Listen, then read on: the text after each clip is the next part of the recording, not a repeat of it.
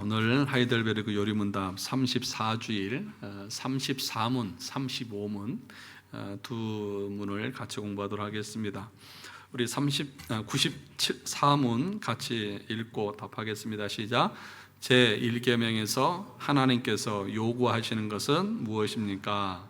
내 영혼의 구원과 복이 매우 귀한 것이기 때문에 나는 온갖 우상 숭배, 마술, 점치는 일과 미신, 성인이나 다른 피조물에게 기도하는 것을 피하고 멀리해야 합니다. 더 나아가 유일하고 참되신 하나님을 바르게 알고 그분만을 신뢰해야 하며 모든 겸손과 인내로 그분에게만 복종하고 모든 좋은 것들을 오직 그분에게만 기대하며 마음을 다하여 그분을 사랑하고 경외하며 그분만 섬겨야 합니다. 그러므로 지극히 작은 일이라도 하나님의 뜻을 거슬러 행하기보다는 오히려 모든 피조물을 포기합니다. 95문 무엇이 우상 숭배입니까? 우상 숭배란 말씀으로 자신을 계시하신 유일하고 참되신 하나님 대신 혹은 하나님과 나란히 다른 어떤 것을 신뢰하거나 고안하여 소유하는 것입니다. 오늘 십계명 우리가 함께 말씀을 배우는데 도덕법인 이 십계명은 구약의 법일 뿐만 아니라 신약의 우리 모두도 우리의 성화를 위해서 반드시 지켜야 되는 하나님의 말씀이다. 그렇게 우리가 배웠습니다. 오늘날 많은 교회에서 구약의 율법은 예수님 오신 뒤로 폐지되었기 때문에 지킬 필요가 없다라고 말하면서 율법 폐기론을 주장하는 그런 사람들이 많이 있습니다. 그러나 칼빈은 기독교 강요를 통해서 이 제사법과 시민법은 폐기되었지만 이 도덕법인 이 십계명은 폐기된 것이 아니고 여전히 우리에게 유효하다. 그런데 그 율법의 기능 중에 이 십계명은 도덕법으로 우리의 성화에 있어서 반드시 필요한 것이다 라고 가르치고 있습니다.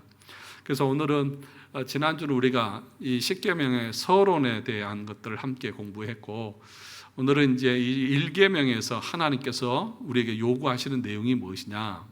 우리가 5장 7절에서 배웠죠. 나 외에 다른 신들을 내게 두지 말지니라. 이 말씀이 우리에게 요구하시는 것이 무슨 의미냐라고 하는 것입니다. 거기 보시면 내 영혼의 구원과 복이 매우 귀한 것이기 때문에 나는 온갖 우상 숭배, 마술과 점친 일과 미신, 성인이나 다른 피조물에게 기도하는 것을 피하고 멀리해야 합니다. 그렇게 말합니다. 우리에게 있어서 가장 중요한 것이 무엇입니까? 이 땅에서 내가 부자로 잘 사는 것입니까? 이 세상에서 명예를 얻고 성공하는 것입니까? 그것이 아니라 우리의 영혼이 구원을 얻는 것인 줄 믿습니다. 동의하십니까? 가장 귀한 것이 우리가 멸망받지 않고 예수 그리스도로 말미암아서 구원에 이르는 것입니다. 그래서 1계명을 시작하면서 내 영혼의 구원과 복이 매우 귀하다라고 하는 것을 선언하면서 시작을 하고 있는 걸 봅니다. 그래서 그것이 귀하기에 온갖 우상 숭배는 멀리해야 된다. 마술, 점치는 일, 미신, 성인이나 다른 피조물에게 기도하는 것, 이것은 로마 카톨릭에서 성인들의 그 어떤 이 공로, 그러니까 로마 카톨릭은 뭐라고 말하냐면 이 성인들의 공로가 쌓여 있다는 겁니다. 교회에. 그것처럼 비성경적이고 하나님 앞에 모독적인 말도 없습니다. 그러니까 뭐냐면 이 사람들이 살아있을 때에 하나님을 위해서 일하고 헌신한 것이 자기가 구원을 얻고도 그 여력이 남아있다는 거예요. 이해되시죠? 아무 반응이 없으셔가지고 이해가 안 되는 것 같아가지고. 그러니까 지금 내 행위가, 내 어떤 선행이 나를 구원하고도 남아요. 그게 이제 교회에 남아있는 거예요. 성인들의 공로가 남아있는 거예요. 우리는 뭐라고 말합니까? 우리가 아무리 많은 선행을 해도 그 선행으로 우리가 구원을 얻을 수 있어요? 없어요? 없어요. 우리의 그 선은, 우리의 행위는 다 뭐와 같아요? 다 죄예요. 예.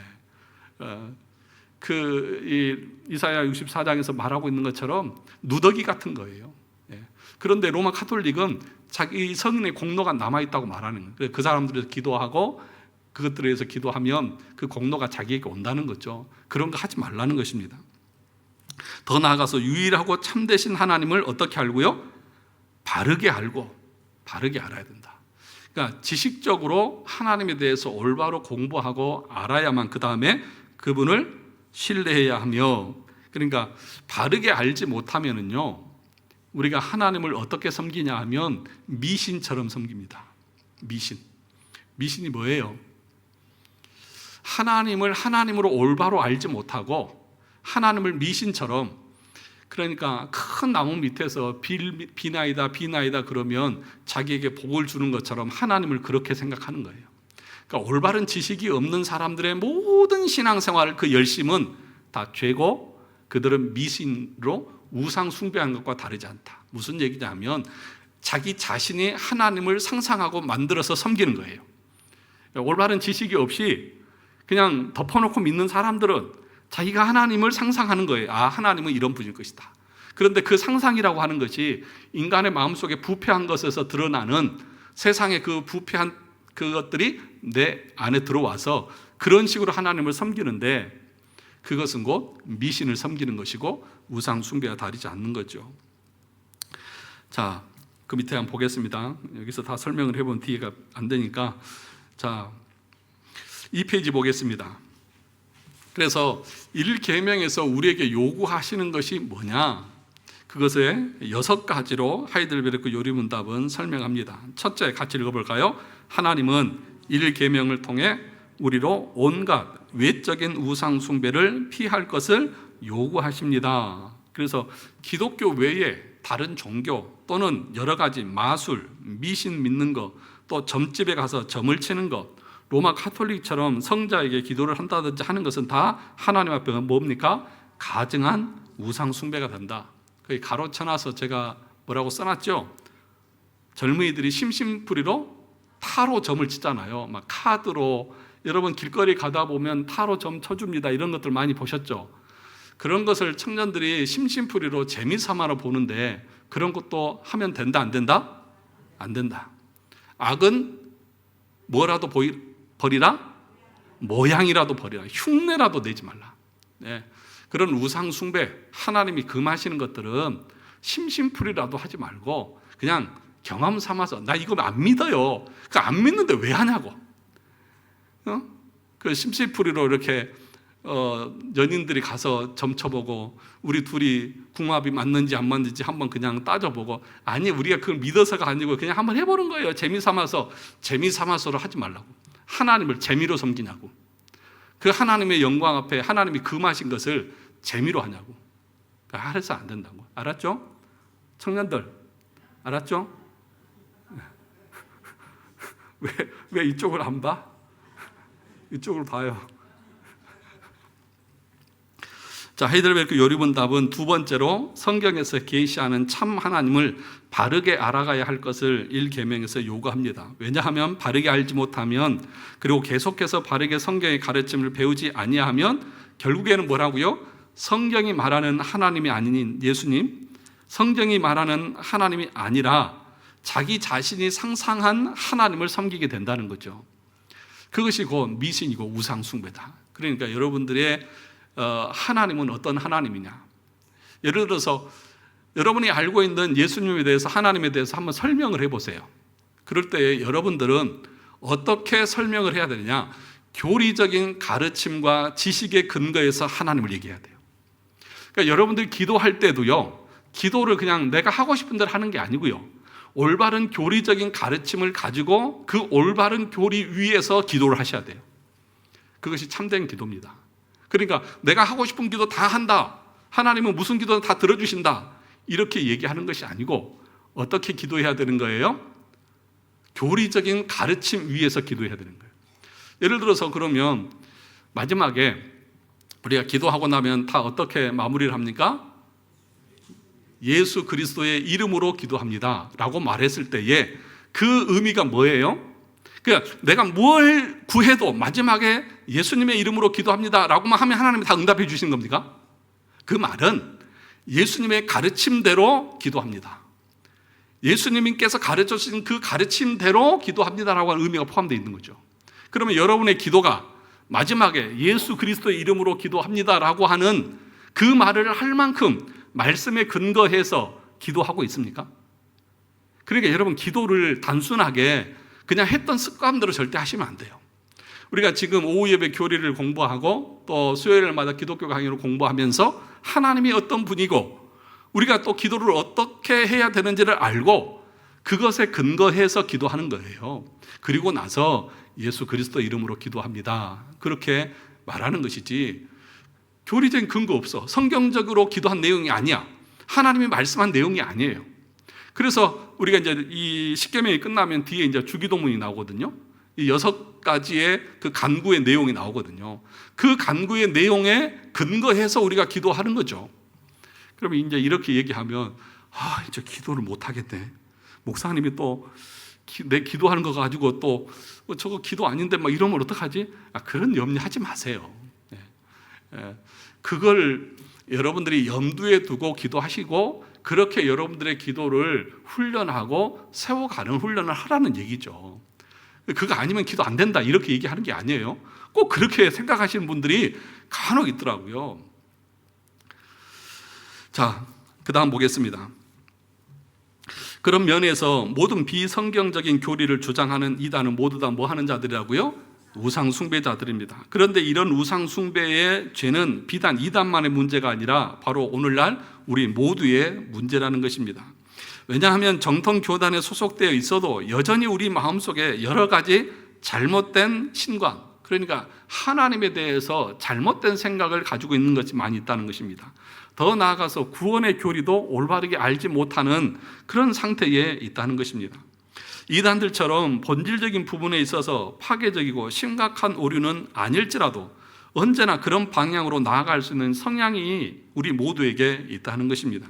그러므로 우리는 바른 말씀의 가르침을 항상 받아 나아가므로 우리 생각 속에 있는 잘못된 그런 교리적인 하나님에 대한 그 바른 올바른 교리를 배우고 그래서 우리의 잘못을 교정해 나가는 그런 모습이 있어야 한다는 것입니다. 그래서 여러분, 배우는 일에 열심 내시기를 바랍니다. 그래서 제가 오전에도 말씀을 드렸듯이 이 신앙 고백서나 교리를 공부하지 않는 사람들은 또 그것을 다 가르치지 않는 교회는 복음을 온전하게 설교했다고 말할 수 없습니다. 전체를 다 설교를 하고 가르치기 위해서는 성경의 전체적인 내용을 가르치고 배우기 위해서는 반드시 이 신앙 고백서나 교리를 공부해야 합니다. 그래서 저는 오후 시간이니까 좀 졸리기도 하시죠. 저는 그래서 조금 극단적인 말이긴 하지만 교리를 안 가르치는 교회 또 교리를 안 가르치는 목사는 복음을 모른다고 저는 생각합니다. 몰라요. 그냥 들었던 풍월로 하고 교훈적이고 도덕적인 설교를 합니다. 여러분, 교훈적이고 도덕적인 설교는요, 저보다는요, 우리 채판훈 장로님이 더 잘하실 거예요. 왜냐하면 경험이 더 많으시거든요. 저보다 인생 경험이 훨씬 많으세요. 그러면 우리가 목사가 자기 경험으로 설교하게 되면은요, 성도들이 어떻게 생각하느냐? 저런 설교는 나도 하겠다. 그리고 그 설교에 대해서 뭐라고 반박합니까? 목사님 그거 아니에요. 목사님이 인생 경험이 없고 사회생활 경험이 없어서 그렇게 말하지. 경험해보세요. 그게 되나? 그런 소리 하는 성도들을 무지개 봤어요. 왜 그런 줄 아십니까? 목사가 교리적인 근거에서 설교하지 않고 성경의 근거에서 설교하지 않고 자기 경험으로 설교하니까 나도 그런 얘기는 다 하지. 누가 못합니까? 그런데 여러분, 목사가 하나님의 말씀과 올바른 교리적으로 설교하게 되면 그 말씀은 노인의 그 경험보다 승하다고 말했습니다. 믿으십니까? 왜 그렇습니까? 그것이 하나님의 말씀이기 때문에 그렇습니다. 그래서 젊은 목사가 설교해도 그 목사가 올바른 교리적으로 설교하면 100세를 산 그 노인의 경험보다 더 승한 거예요. 그가 경험해서가 아니라 누구의 말씀이기 때문에? 하나님의 말씀이기 때문에. 그래서 목사는 교리에 근거해서 하나님의 말씀을 올곧게 증거해야 되는 거예요. 그래야 성도들이 수긍할 수 있는 거죠. 제가 어떻게 경험으로 여러분들을 이길 수 있겠습니까? 저보다 나이도 많으시고 인생 경험도 많으시고 직장 경험도 많은데 그렇지 않습니까? 그런데 대부분은 그렇게 설교를 해요. 이런 교리적인 근거가 없는 경우가 허다하다는 것이죠. 그래서 오늘 1계명에서 요구하는 것이 뭐예요? 올바른 그 지식을 가지고 하나님을 올바로 알기 위해서 힘쓰라, 그렇게 얘기하는 거죠. 여러분 열심히 공부할 수 있기를 바랍니다. 오직 은혜의 복음을 믿음으로 받아들일 것을 제1계명이 요구하는 것입니다. 세 번째 부분, 세 번째 읽겠습니다. 같이 읽어보겠습니다. 시작. 하나님은 제1계명을 통해 우리로 성경이 말하는 참 하나님만을 신뢰할 것을 요구합니다. 이것은 삼위 하나님을 믿는 신앙을 말합니다. 그리고 이러한 참된 신앙의 본질은 우리의 구원이 오직 예수 그리스도로 충족하다는 성경의 가르침을 신뢰하는 것에 있습니다. 즉 오직 은혜의 복음을 믿음으로 받아들일 것을 제1계명이 요구하는 것입니다. 그런 의미에서 바울은 갈라디아 교회가 이 은혜의 복음에서 이탈하는 것에 대하여서 단순히 교리적으로 부분적인 문제가 발생한 것으로 보는 것이 아니라 하나님을 떠나는 행위로 하나님을 배신하고 하나님을 저버리는 우상 숭배의 행위로 보았던 것입니다.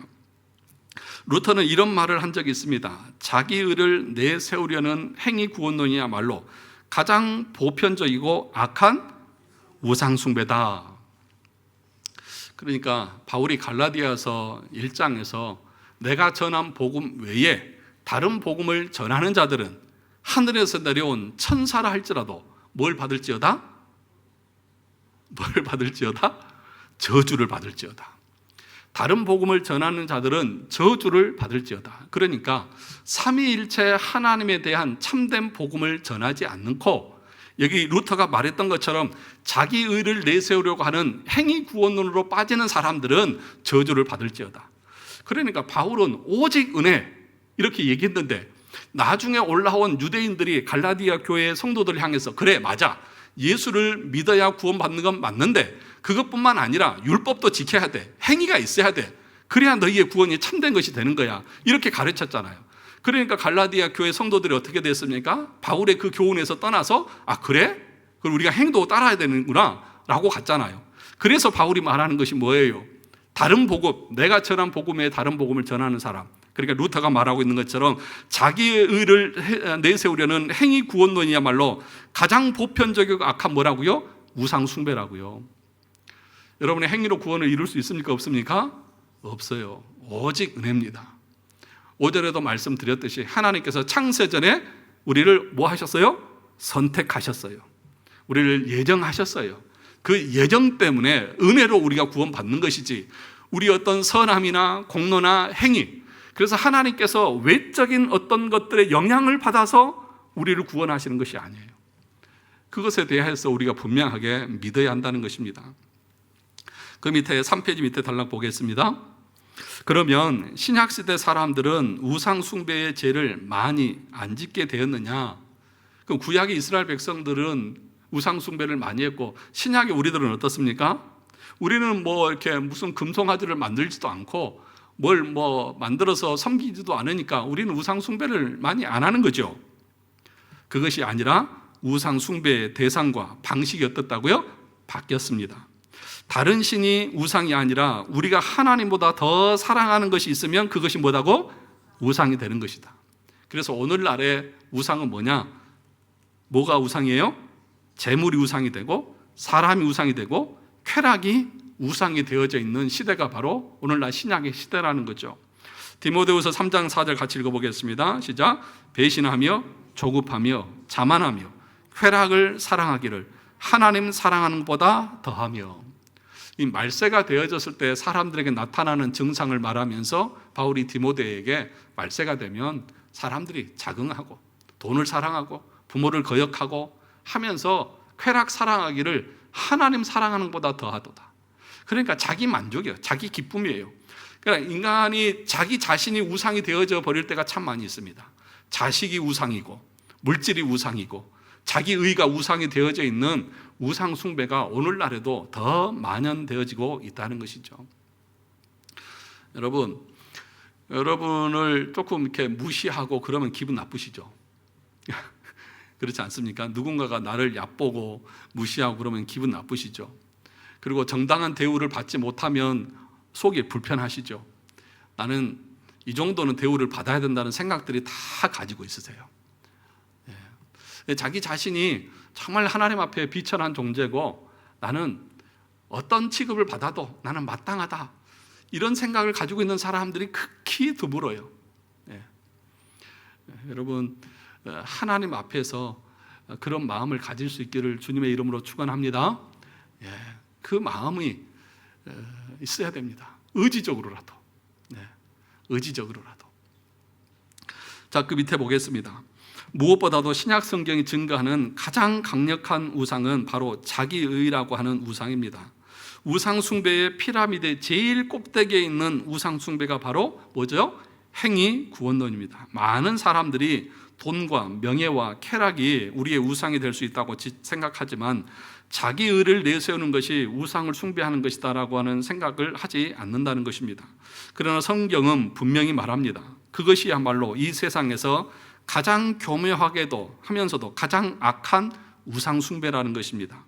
그래서 신약 성경이 계속해서 책망하고 경고하는 것이 무엇이냐 하면 바로 그리스도의 은혜를 부정하는 이단 사상입니다.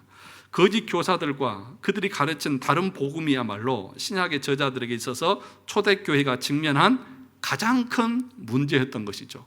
행위 구원, 내 행위가 자기 자신의 행위를 의로 삼으려고 하는 그런 잘못된 생각들을 말하는 것입니다. 그래서 이 점에 대해서 바울뿐만 아니라 신약의 거의 모든 저자들이 반복적으로 그리고 아주 강력하게 비판하고 경고하고 있는 것을 볼 수 있습니다. 예수님도 가장 싫어하고 비판했던 사람들이 누굽니까? 세리나 창기들이 아니라 자기의를 내세우기에 힘써 하나님의 의에 복종하지 아니하는 누구요? 바리새인들. 바리새인들, 자기 의를 강조하고 주장했던 사람들, 이 사람들을 가장 예수님이 싫어했습니다.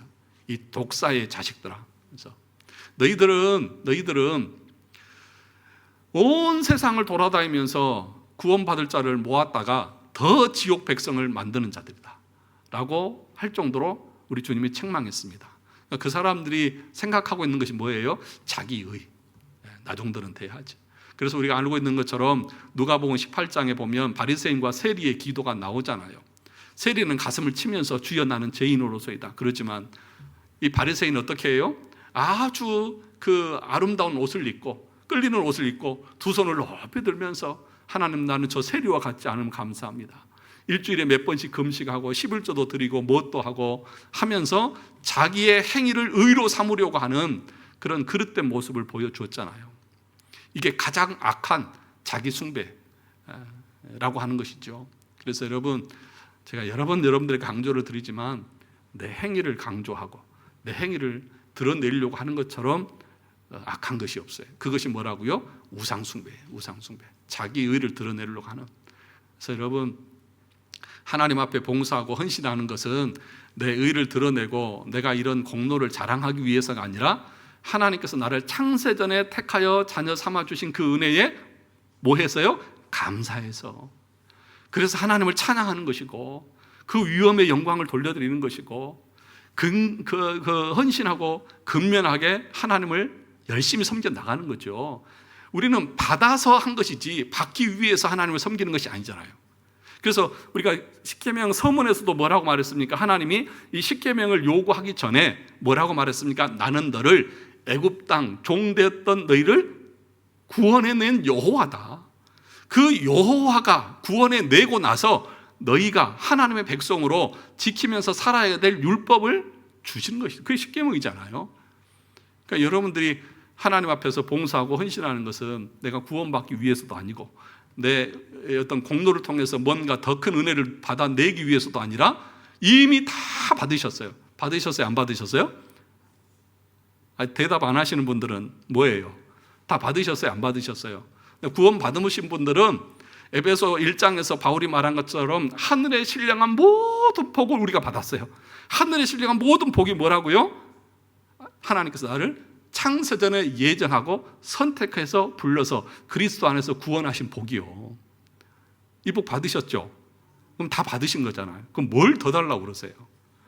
이제는 우리가 할 게 뭐예요? 그 구원받은 것에 대해서 하나님 앞에 감사하면서 영광을 돌리면서 하나님 앞에 기쁨으로 섬기면서 나가는 그 삶을 사는 거죠.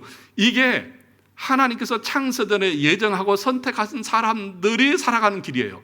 그걸 보면 내가 하나님 앞에 창세전에 선택받은 하나님의 백성이구나. 그걸 알면서 그런 사람들에게 그 신앙생활 속에는 풍성한 위로가 있을 거예요. 고난 가운데도 어려움 가운데도 풍성한 위로가 있습니다. 성령을 통해서 내가 너를 사랑한다. 네가 그 고난 가운데 있지만, 네가 부족한 가운데 있지만 그리스도의 사랑에서 너를 끊어낼 자가 없다. 바울이 고백했던 것처럼 어떤 것도 여러분 그것처럼 감사한 게 어디 있습니까?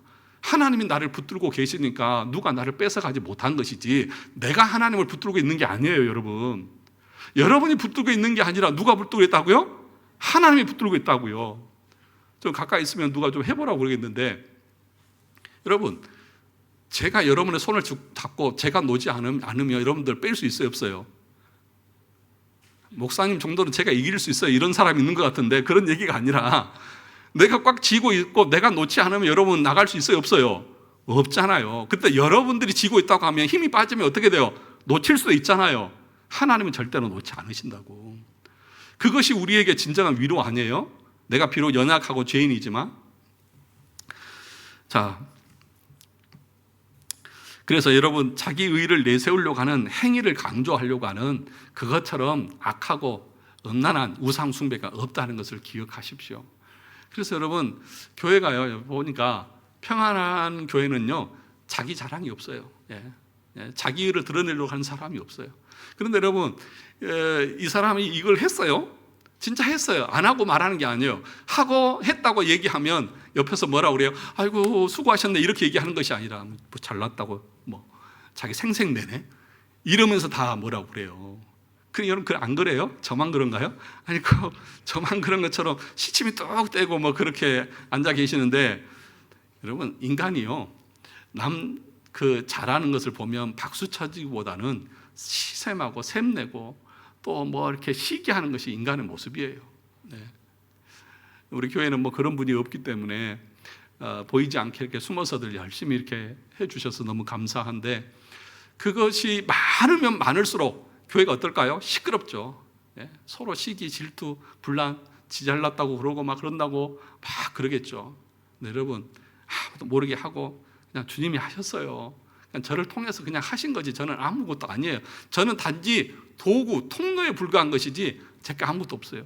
이런 마음으로 하나님을 섬기는 교회는요, 은혜가 넘친 줄 믿습니다.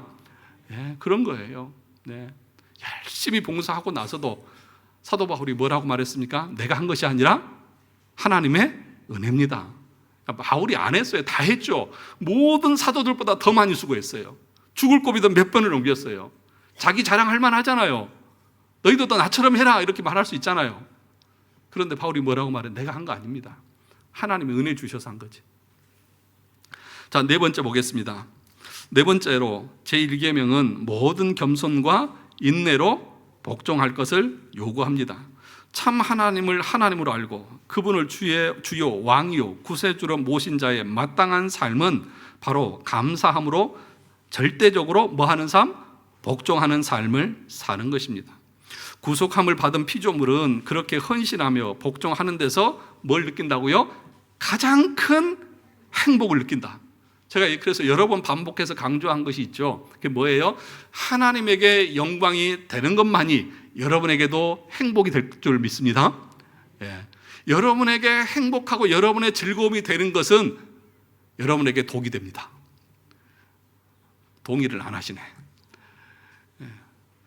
먹든지 마시든지 무엇을 하든지 다 하나님의 영광을 위해서 하라고 했잖아요. 그것이 여러분들에게 유익하다고요.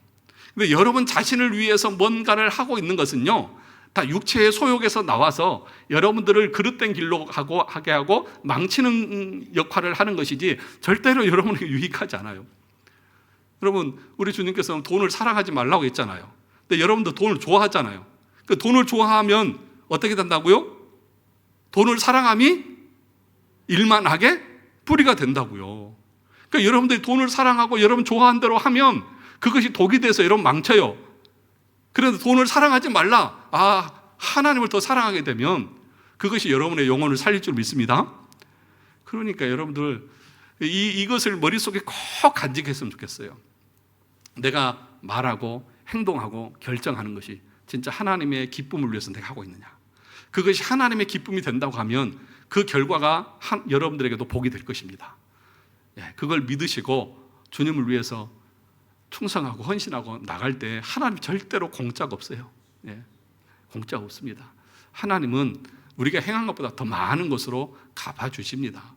그런데 우리의 어떤 그 행위에 대한 보상으로 주시는 것이 아니라 그 하나님께서 우리를 어여삐 여기시고 기쁘게 여기셔서 격려하기 위해서 우리에게 주시는 거예요.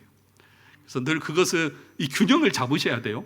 제가 늘 얘기하지만 예를 들어서 제가 여러분들께 봉사하고 헌신하면 하나님께서 이런 복을 주십니다 이렇게 말하면 기복적으로 나가기 쉽잖아요. 근데 그게 아니라 그것은 당연한 거예요. 그런데 그 당연한 것에도 하나님이 은혜를 주세요. 왜? 하나님은 자비하신 분이거든요. 그리고 우리에게 그것들을 더 열심히 할 수 있도록 격려하기 위해서 하나님께서 그런 은혜를 베푸셔요. 그러니까 여러분들 그런 걸 바라보면서 나가시면 되는 것입니다. 그 밑에 보겠습니다. 그래서 신자는 그러한 죄악된 본성을 꺾고 늘 겸손해야만 합니다. 뿐만 아니라 인내로 복종해야 합니다. 왜냐하면 세상과 사단과 마귀는 우리가 순종하는 것을 미워해서 우리를 핍박하기 때문입니다. 우리의 성화의 삶에 3대 적이 있습니다. 그것이 지금 여기서 말하는데 뭐냐면 첫째가 세상의 유혹, 두 번째가 사탄의 방해, 세 번째가 우리 육신의 소욕입니다. 이 세 가지가 우리가 거룩한 삶을 살아나가는데 3대 적입니다. 이 적과 우리는 어떻게 해야 됩니까? 열심히 싸워야죠. 거룩한 삶은 자동적으로 주어지지 않습니다. 열심히 피 흘리기까지 말씀에 순종하고 내 소욕을 복종시키는 거룩한 싸움이 있어야 하는 거예요. 이것이 경건의 훈련입니다. 근데 경건의 모양만 있고 실제적인 훈련이 없는 사람들이 있어요. 바울은 디모데에게 그런 사람들에게서 떠나가라고 말했습니다. 외식주의자들, 겉으로만 그러지 실제로는 그런 것이 없는 사람들. 여러분, 우리가 정말 거룩함을 추구하고 나간다면, 여러분들이 참되신 하나님의 말씀을 듣는다고 하면 수요일 날도 말씀을 드렸듯이 사람들이 많이 모이는 것이 아니고요, 우리의 삶이 바뀝니다. 참된 하나님의 말씀에 선포하면 그 말씀의 능력은 어떻게 나타나느냐? 우리의 삶을 바꿉니다. 새롭게 변화시켜 나갑니다. 그러면 여러분들이 계속해서 교리를 배우고 말씀을 배우면서 그 말씀으로 여러분의 삶을 바꿔 나가고 있느냐는 거예요. 여러분, 머리로만 지식으로만 배우기 위해서 오후 이 시간 이게 하는 게 아니에요. 이것이 우리의 삶이 되어지게 하기 위해서 배우는 거예요. 그래서 교리는 삶이라고 말해요. 그래서 교리가 없으면 삶이 없어요. 뭘 근거로 내 삶을 세우고 갈 거냐는 거죠. 그러면 이거는 교리적인 가르침을 받았으면 여기에 내 삶을 맞추고 바꿔 나가는 은혜를 구하면서 열심히 내 자신을 여기에 복종시켜 나가는 거예요. 그게 경건의 훈련인 것이죠. 그게 성화의 삶인 것이죠. 자, 그 다음 보겠습니다. 하이델베르크 요리문답은 복종과 관련해서 마지막 문장에서 다음과 같이 말합니다. 같이 읽어볼까요? 그러므로 지극히 작은 일에도 하나님의 뜻을 거슬러 행하기보다는 오히려 모든 피조물을 포기합니다. 작은 일이라도 하나님의 말씀에 뭐 하라고요? 거슬리지 말라. 목사님 이 정도는 꼭 우리가 이렇게까지 하나님 말씀에 순종해야 됩니까? 예, 그렇게까지 하셔야 됩니다. 할 수 있는 만큼 내가 할 수 있는 모든 것을 다 해서 하나님의 말씀에 순종하려고 해야 됩니다. 근데 우리는 예를 들어서 살인하지 말라, 살인만 안 하면 되죠. 이렇게 생각할 수 있잖아요. 아니에요. 그러니까 하나님의 말씀을 아주 작은 것 하나까지라도 내가 순종하려고 하는 그 발버둥들이 있어야 된다는 것이죠. 차라리 그렇지 않으려면 모든 것을 포기하는 것이 낫다. 자, 그 밑에 보겠습니다. 1계명은 주님의 뜻을 거스르느니 차라리 물질적인 손해, 자신의 명예와 자존심이 짓밟히는 조롱과 멸시, 건강을 잃고 심지어는 순교당하는 것까지 마다하지 않는 삶을 살 것을 뭐 한다고요? 요구한다. 참 이런 말씀들은 우리가 받아들이기가 쉽지 않죠. 꼭 이렇게까지 해야 됩니까? 그런데 오늘 하나님께서 1계명에서 나 외에는 다른 신들을 섬기지 말라는 이 말씀 속에서 요구하시는 것은 이런 것까지 요구하시는 거예요. 절대적인 분 아닙니까? 하나님은 다른 어떤 분과 견질 수 있는 분이 아니잖아요. 그분의 말씀은 우리의 생명을 죽일 수도 있고 살릴 수도 있는 그런 권세가 있는 분 아닙니까? 그 하나님께서 우리에게 요구하시는 것입니다. 차라리 말씀을 어기고 내 육신을 소욕하는 것보다 차라리 포기하는 것이 낫다. 예. 여러분, 그러니까 예를 들면 그런 거죠. 주일날 예를 들어서 사업하시는 분들이 문을 열면 주말 되면 장사가 더 잘 되잖아요. 그런데 안식일을 기억해서 거룩히 지키라고 했으니까 그 말씀대로 순종하기 위해서 물질적인 것까지 내가 다 포기하는 거죠. 그렇지 않습니까? 내가 주일날 가게 문을 열면 다른 때보다도 10배를 얻을 수 있어도 하나님의 말씀이 안식일을 기억해서 거룩하게 지키라고 했으니까 나는 그런 것까지 다 손해를 보고라도 나는 말씀대로 살겠습니다. 이런 각오와 결단들을 우리 주님이 1계명에서 요구하고 계시는 거죠. 만약에 주일날 어디를 가야 되는데 그걸 안 가면 사람들에게 욕을 먹기도 하고 비난을 당할 수도 있어요. 그럴 때 우리가 어떻게 해야 됩니까? 내가 비난을 감수하고라도 조롱을 감수하고라도 하나님의 말씀대로 안식일을 지킬 겁니다. 이 말씀을 지금 하고 있는 거잖아. 이것이 지금 1계명에서 너는 나 외에 다른 신을 섬기지 말라고 하는 하나님의 요구 가운데 포함되어져 있다는 것을 의미하고 있습니다. 그 밑에 보겠습니다. 4페이지 마지막 단락. 다시 말해 하나님이 어떤 분이신지를 참으로 알게 될 때에 그리하여 하나님이 얼마나 두려우시고 위엄과 영광의 하나님이신지 알게 될 때에 그리고 그리스도의 한량없는 은혜와 그분의 아름다운 영광을 목도하게 될 때에 우리는 이 세상의 모든 피조물들이 심지어는 자신의 생명까지도 배설물 이상의 가치가 없는 것으로 여기게 되는 것입니다. 바울이 갈라디아서 말했던 것처럼 빌립보에서 말했던 것처럼 내 생명을 조금도 아까워하지 않고 배설물과 같이 여긴다고 고백했던 것. 그리하여 그리스도를 얻기 위해 모든 것을 잃어버리기를 기꺼이 원하게 되는 것입니다. 그러나 그리스도를 아는 지식이 가장 고상하다는 것을 깨닫지 못하는 자는 근본 이 세상을 가치 있게 여기며 사는 자이기 때문에 반대로 그리스도와 그의 나라를 배설물로 여겨 세상을 얻기 위해 그리스도를 잃어버리고 포기하기를 주저하지 않게 되는 것입니다. 그것이 바로 하나님이 가장 증오하시고 미워하시는 뭐라고요? 우상 숭배적인 삶입니다. 그러니까 세상을 배설물로 여길 거냐 아니면 하나님을 배설물로 여길 거냐, 그것을 어디서 판단한답니까? 여러분들이 하나님의 말씀을 얼마나 철저하게 지키려고 하느냐에 따라서 하나님을 아는 그 마음만큼 여러분들의 행동이 드러날 것입니다.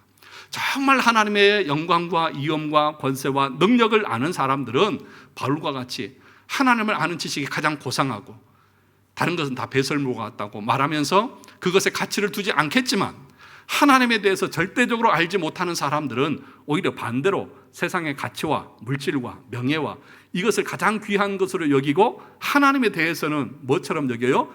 배설물처럼 여긴다. 여러분, 이거 얼마나 우상숭배적인 것입니까? 얼마나 이거 악한 것입니까? 여러분, 신앙은 중간이 없어요. 신앙은 회색지대가 없다니까요.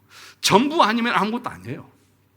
그것을 여러분들 기억하셔야 돼요. 하나님은 나 외에 다른 신이 없다. 나만이 참된 신이다. 내가 참된 신이라고 하면 나만 섬기라. 여러분, 그렇지 않습니까? 하나님 외에 다른 신이 있습니까? 하나님 외에 다른 신이 있어요? 없어요? 없잖아요. 그럼 그분만이 생명이잖아요. 그러면 산 것도 아니고 죽은 것도 아닌 것이 있어요? 없어요. 살았으면 살았고 죽었으면 죽은 거지, 산 것도 아니고 죽은 것도 아닌 존재는 없어요. 그런데 왜 신앙은 산 것도 있고 죽은 것도 있다고 말합니까? 그러니까 우리의 신앙이 하나님만을 온전히 섬기든지 그것이 아니면 아무것도 아닌 거예요. 여러분, 다 말아도 하나를 어기면 다 어긴 거잖아요. 그래서 우리가 추구해야 될 신앙은 뭐냐? 적당하게 세상과 타협하는 신앙이 아니라 오직 신앙이 오직. 뭐라고요? 오직이 아니었으면은요, 종교개혁자들이 그렇게 핍박을 당하고 죽임을 당하지 않았어요. 예를 들면 인간의 행위를 통해서도 구원 얻는다, 오직 은혜만 아니다 라고 말했으면 그렇게 많은 사람들이 피 흘려 죽지 않았어요. 그런데 그 사람들은 오직 믿음으로, 오직 은혜로만 구원받는다고 말하니까 다 죽임을 당했던 거예요. 그러니까 여러분, 저와 여러분들의 신앙생활을 제가 늘 말씀드리지만 대충 그냥 형식적으로 그렇게 할 것이 아니라 예수가 진짜 우리의 구주가 맞고 그것을 믿는다고 하면 다른 것 보지 않고 내가 누구에게 욕을 먹고 또는 손해를 봐도 오직 나는 그분의 말씀대로 순종하면 나간다. 이 신앙이 참된 것이죠. 적당하게 비빔밥처럼 비벼가지고 그냥 적당한 맛을 내려고 하면 저희가 비빔밥을 좋아하긴 하지만 그건 옳지 않다는 거죠. 다섯 번째로 보겠습니다. 다섯 번째로 1계명은 모든 좋은 것들을 어디에서요? 그분에게서만 기대할 것을 요구합니다. 여기서 모든 좋은 것들은 세상 사람들이 원하는 물질적인 풍요와 이 세상에서의 행복이 아닙니다. 신자의 유일한 소망은 이 세상에서 풍요와 행복이 아니라 예수 그리스도와 그분의 나라입니다. 다만 이 땅에서 예수님과 그분의 나라를 위해서 살고자 할 때 있어야 할 물질적인 필요와 일용할 양식, 세속적인 만족들을 하나님께로부터 받기를 기대할 뿐입니다. 그러므로 하나님을 사랑하는 신자는 하나님께서 자신에게 모든 좋은 것들을 주시는 분이심을 확신하기에 그분으로부터 모든 좋은 것들을 받기를 기대하며 자신의 필요를 감사함으로 하나님께 아뢰는 것입니다. 우리의 필요한 모든 것들을 누가 주신다고요? 하나님이 주십니다. 그래서 다른 것에 의지하지 않습니다. 사람을 의지하지도 않고 또 세상을 의지하지도 않고 오직 나를 사랑하사 나를 위해서 자기 몸을 버리신 그 주님께서 자기 목숨을 주신 그분이 우리에게 무엇인들 안 주시겠느냐라고 하는 그 믿음으로 나가는 것입니다. 여섯 번째로 제1계명은 온 마음으로 하나님을 사랑하고 두려워하며 존경하도록 요구합니다. 사실 이것이 1계명의 본질입니다. 그러니까 마음을 다하고 뜻을 다해서 하나님을 사랑하고 두려워하며 존경할 것을 요구하는 것이죠. 그러니까 지금 앞에서 요구했던 5가지는 어디에 근거하냐면 하나님의 사랑에서 근거합니다. 내가 정말 하나님을 사랑하게 되면 아낌없이 하나님을 위해서 이렇게 행하게 되는 거죠. 그런데 그렇지 않는 이유는 내가 정말 마음을 다하고 뜻을 다해서 하나님을 사랑하지 않기 때문이고, 그 하나님을 사랑하지 않는 것은 그 하나님께서 나를 어떻게 사랑하셨는지 그 사랑에 대해서 우리가 알지 못하기 때문에 그런 거 아니겠습니까? 그것에 감격해 봤다고 하면 우리는 정말 마음을 다해서 하나님을 섬기게 될 것입니다. 사도 바울의 말처럼 그 밑에 보시면 웨스트민스터 신앙 소요를 본다 1문에서 말하는 것처럼 사람이 제일 되는 목적이 뭐예요? 하나님을 영화롭게 하는 것이다. 우리의 가장 최고의 목적. 그러니까 우리가 일상에서 살아가잖아요. 여러분 직장 왜 다녀요? 돈을 벌기 위해서 일단 가죠. 먹고 살기 위해서. 여러분 공부 왜 해요? 네, 열심히 공부해야 또 좋은 직장도 가고 또 돈도 벌고 하죠. 결혼을 왜 하세요? 애는 왜 낳으세요? 또 열심히 이렇게 사는 이유가 뭐예요? 그런 것들은 다 하위 목록들이에요. 그러면 그 최종 피라미드 꼭대기에 있는 최종적인 것은 뭐냐? 하나님의 영광이에요. 하나님의 기쁨. 그러니까 이 밑에 것들이 다 무엇을 위해서 가야 되느냐 하면 하나님의 영광을 위해서 가야 된다는 것. 그것이 하나님께서 우리를 창조하신 목적이기 때문에 그 목적대로 우리가 살아가는 것이 우리 인생이 가장 복되고 행복할 수 있다는 거죠. 그런데 그 목적을 상실해버리면 이제는 내가 우상이 되고 내가 그 꼭지점에 앉아가지고 자기가 주인 노릇하면서 신처럼 떠받침을 바꾸려고 하는 것이죠. 그 밑에 보겠습니다. 그것은 오직 하나님을 참 하나님으로 알아서 그 앞에 두려워 떨며 부복하는 것이고, 그리고 그 은혜의 영광을 알고 감사의 예배를 드리는 것입니다. 그리고 그분의 모든 신적 속성들의 무한한 탁월함과 아름다움에 완전히 매료되어 그분을 뜨겁게 사랑하는 것입니다. 그래서 그분을 영원토록 즐거워하는 것입니다. 이렇게 하나님을 두려워하고 사랑하는 마음으로 하나님을 섬기는 삶을 살아갈 것을 하나님은 우리에게 요구하시는 것입니다. 그러므로 교회에 꼬박꼬박 나와도 하나님을 향한 뜨거운 사랑과 경외의 마음이 없다면 여전히 뭐 하는 삶이라고요? 우상 숭배적인 삶을 살고 있는 것입니다. 그러니까 여러분, 마음이 정말 그 마음으로 살고 있느냐는 것이죠. 사도 바울의 말처럼 그리스도를 사랑하지 않는 자는 뭘 받을 거다? 저주를 받을지어다. 고린도전서 16장 21절 같이 읽어볼까요? 만일 누구든지 주를 사랑하지 아니하면 저주를 받을지어다. 우리 주여 오시옵소서. 거기까지예요. 오시옵소서까지. 그러니까 뭐예요? 하나님을 사랑하지 않는 자는 저주를 받을지어다 라고 하는 말은 회심하지 않는 자죠. 우리가 하이델베르크 요리문답에서 배웠듯이 우리가 하나님을 사랑할 수 있습니까? 없습니다. 어떻게 사랑할 수 있습니까? 성령께서 우리를 거듭나게 하셔야만 사랑할 수 있습니다. 그러므로 여기서 하나님을 사랑하지 않는 자는 저주를 받을지어다라고 하는 말은 거듭나지 않는 자들은 하나님을 사랑할 수 없고, 그런 사람들은 교회에 앉아 있어도 형식적으로 나와도 회심하지 않았기에 그 사람이 멸망당하는 것이라는 것을 말씀하고 있는 것입니다. 자, 그래서 6가지로 얘기를 했고요. 6페이지 보겠습니다. 여러분, 두려워하지 마십시오. 지금 이제 22분이잖아요. 저는 항상 시간은 잘 지키는 걸로 유명한 거 아시죠? 네. 아직도 6페이지가 남아있지만 저는 5분 안에도 끝낼 수가 있습니다. 그러니까 두려워하지 마시고. 우상숭배가 뭡니까? 답을 한번 읽어볼까요? 우상숭배란 말씀으로 자신을 계시하신 유일하고 참되신 하나님 대신, 혹은 하나님과 나란히 다른 어떤 것을 신뢰하거나 고안하여 소유하는 것입니다. 여기 보시면 우상숭배라고 하는 것은 말씀으로 자신을 계시하신, 그렇죠? 하나님을 우리가 어떻게 알 수 있느냐? 계시는 가려진 것을 이렇게 커튼을 젖히고 드러내 보여주는 거잖아요. 그런데 하나님이 자신을 드러낼 때에 무엇으로 드러내 주셨어요? 말씀으로요. 그러니까 말씀을 통해서 하나님을 알아야 그것이 참되신 하나님인 거죠. 내가 직접 경험했어요. 내가 직접 음성을 들었어요. 체험했어요. 이렇게 주장하면서 하나님을 내가 만났다고 말하는 사람들을 가리켜서 지난주에 우리가 기독교 강요 1권 10장에서 칼빈이 뭐라고 말했냐면 이 광신자들이다, 미친 자들이다. 제 얘기가 아니고 공부했던 분들은 아세요. 그렇게 말씀을 제껴놓고 자기가 직접 하나님의 음성을 듣고 하나님을 만났다고 하는 자들이 있는데, 말씀을 제쳐놓고 그렇게 하나님을 직접 만났다고 하는 자들은 광신자들이다, 미친 자들이다. 그러니 하나님께서 여기서도 말씀하잖아요.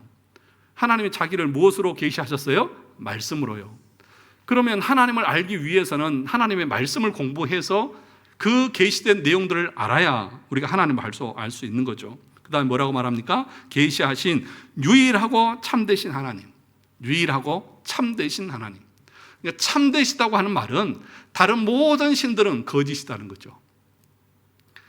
유일한 거죠. 유일신이에요. 신이라고 하는 존재는 하나님 한 분밖에 안 계신 거예요. 다른 것은 다 우상인 거예요. 그런데 우상이 뭐냐?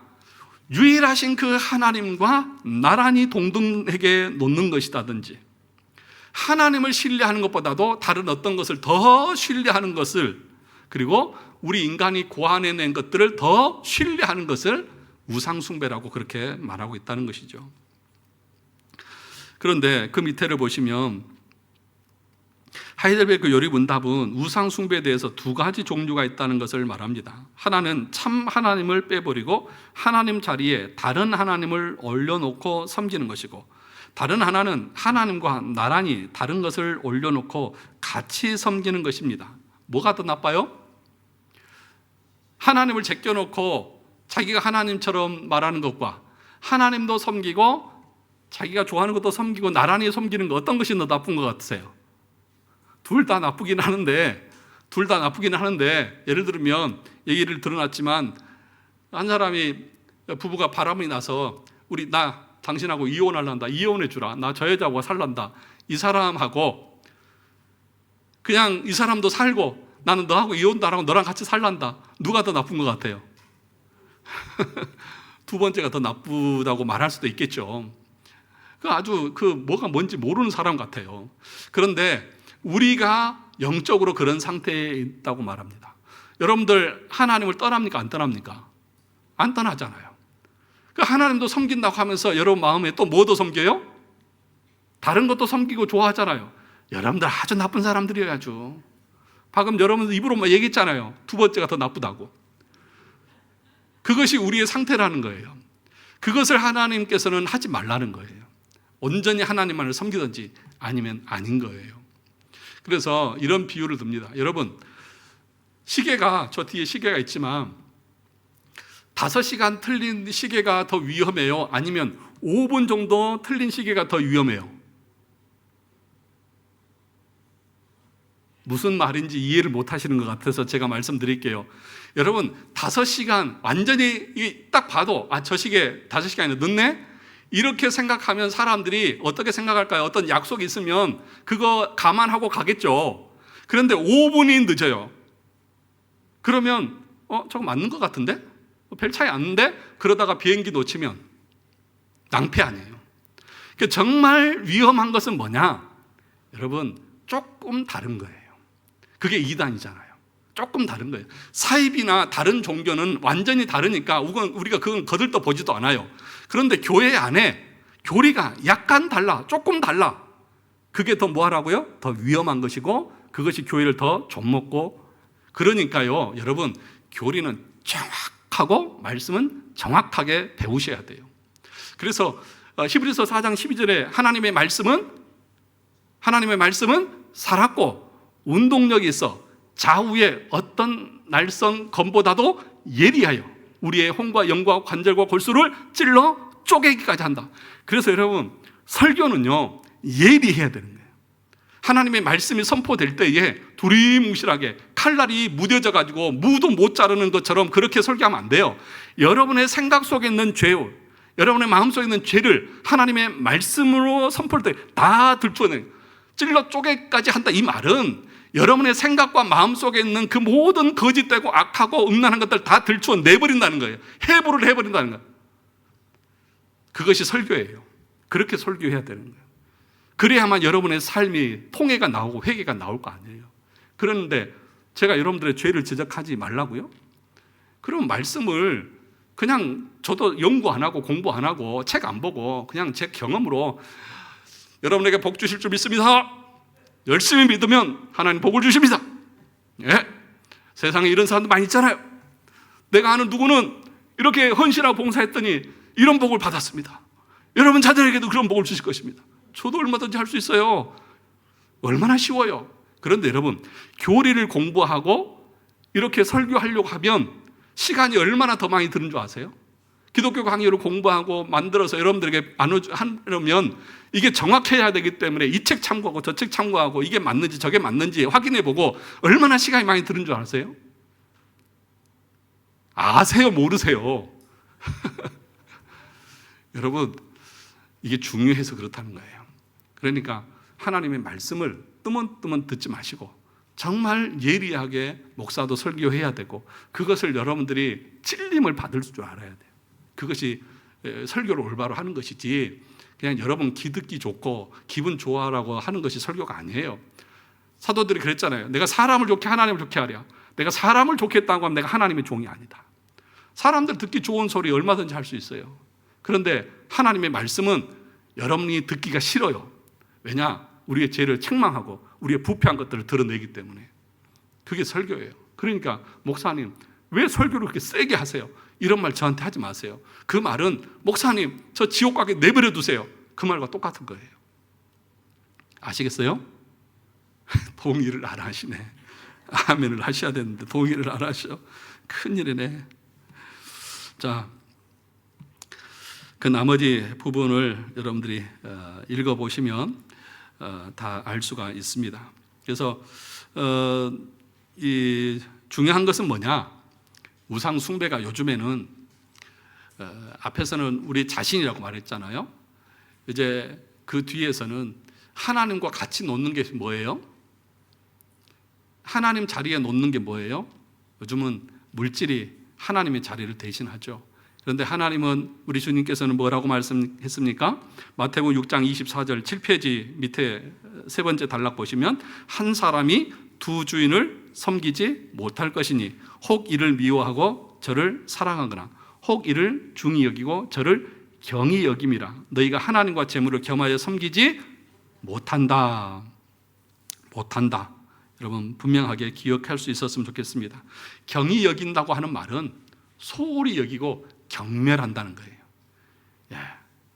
여러분, 물질을 숭배하는 사람은요, 하나님을 믿는 것을요 아주 경멸해요. 하나님에 대해서 그렇게 생각해요. 둘 중에 하나, 여러분 겸하여 섬길 수 없어요. 그러면 이제 마지막 결론인데, 그럼 목사님 열심히 돈 벌지 말라는 얘기입니까? 그게 아니에요. 그 부분에 대해서 칼빈이 뭐라고 말했냐 하면, 10페이지 보시죠. 10페이지 밑에, 그런 삶을 살지 않기 위해서는 어떻게 해야 되느냐? 열심히 돈을 벌지만 그것을 경멸해야 됩니다. 열심히 세상을 살지만 세상을 경멸할 줄 알아야 됩니다. 이 두 가지가 있어야 된다고 말하는 거예요. 제가 읽어볼게요. 그러므로 신자는 죽을 인생을 생각하며 그 비참한 상태를 깨닫는 동시에 내세의 영원한 삶을 사모하는 일에 더 깨어있고 더 열심을 내야 할 것이다. 장차 올 삶과 비교할 때에 현재의 삶은 무시해버려도 무방할 뿐 아니라 오히려 철저하게 뭐하고? 경멸하고 싫어하는 것이 마땅할 정도다. 하늘이 우리의 본향이라면 이 땅은 우리가 사로잡혀 있는 유배지가 아니고 무엇이란 말인가? 이 세상을 떠나는 것이 생명으로 들어가는 것이라면 세상은 무덤이 아니고 무엇이겠는가? 또한 이 세상에 살아있다는 것은 죽음 속에 잠겨있는 것이 아니고 무엇이겠는가? 육체에서 벗어나는 것이 충만한 자유를 얻는 것이라면 육체가 감옥이 아니고 무엇이란 말인가? 하나님의 임재하심을 누리는 것이 행복의 가장 높은 정상이라면 하나님의 임재하심이 없는 상태는 비참한 상태가 아니고 무엇인가? 우리가 몸에 거할 때에는 주와 따로 있는 법이다. 그러므로 이 땅의 삶을 하늘의 삶과 비교하면 이 땅의 삶은 그 다음에 멸시를 당하고 발 밑에 밟히고 마는 것이 당연한 것이다. 그러나 이 땅의 삶이 우리를 계속해서 죄에 속하게 만든다는 한 가지 사실만 제외하고는 절대로 이 땅의 삶을 혐오하거나 증오해서는 된다, 안 된다? 안 된다. 또한 그런 점에서 혐오심을 가지더라도 이 땅의 삶 자체에 대해서는 그런 혐오심이나 증오심을 가져서는 안 되는 것이다. 이게 기독교 강요에서 칼빈이 하고 있는 말이 무슨 얘기냐? 여러분, 이 땅의 삶이 중요합니까? 하늘의 삶이 더 중요합니까? 뭐가 더 영화롭습니까? 하늘의 삶이잖아요. 그런데 현실은 이 땅에서 살잖아요. 그러니까 이 땅은 혐오하지 말고, 이 세상을 혐오하지 말고 이 세상에서 열심히 살라는 거예요. 그런데 이 세상에서 주는 것에 만족하지 말고 그것들은 경멸하라는 거예요. 그러니까 열심히 공부하십시오. 그러나 그것을 통해서 여러분들에게 오는 것은 경멸하십시오. 그래야 하나님을 하나님으로 섬기고 살 수 있다는 거예요. 열심히 돈을 버세요. 그러나 그 돈은 경멸하세요. 이게 잘 안 되죠. 말은 쉽지만. 그런데 그렇게 살아야 된다라고 지금 칼빈이 기독교 강요에서 우리에게 말하는 거예요. 이것이 신자의 삶이다. 열심히 돈 버십시오. 아셨어요? 열심히 직장 생활을 하시고 하시는 거 열심히 하십시오. 그러나 그것을 통해서 얻어지는 것을 하나님처럼 섬기지는 마십시오. 그것을 경멸하십시오. 그래야만 그것을 통해서 하나님의 나라를 위해서 드릴 수도 있고 사용할 수도 있는 거죠. 그것이 우상이 되어져 버리면 그때부터 우리의 신앙 주객이 바뀌어서 하나님은 경멸하고 돈을 더 우상시하게 될 것입니다. 그러지 말라는 것입니다. 그것이 우상 숭배다. 우리 모두에게 이런 은혜가 있기를 주님의 이름으로 축원합니다.